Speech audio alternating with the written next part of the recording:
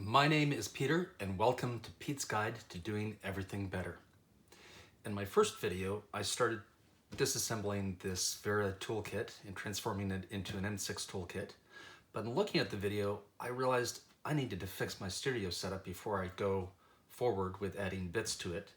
So before I slot the next bit in, I had to upgrade my studio by getting rid of my first tripod. This served its purpose for the first video and then all 24 days of Advent when I was opening the calendar. But it was difficult to lean around and I had to position it very carefully to keep the tripod itself out of the frame. And so, yeah, and then this clamp is not that great. So I'm gonna set that aside for special purposes. And in its place, I have installed this. And it's already mounted and installed, so I can't really show you on this camera because it's in the mount. But I'm pretty happy with this. I might, depending on how this goes, I might do a full review in the future.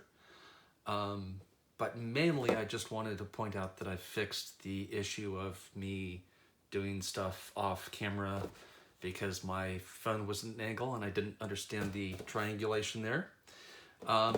This is kind of interesting. The box says Triangular Desktop Photography Support Bracket, which is kind of wordy, but the mount itself says SmallRig Desk Mount Stand with Auxiliary Holding Arm with Tilt Support Bracket.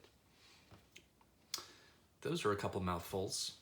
What's cool about this, you can't tell from this picture, I'll try to insert one of their stock photos in the video, is this is the auxiliary support arm and turns the main arm into a triangle, which we all know is much more stable than a line or a square.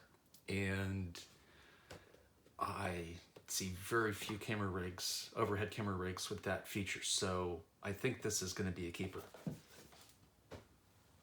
And for my next upgrade, I'm going to test and evaluate this little gadget. And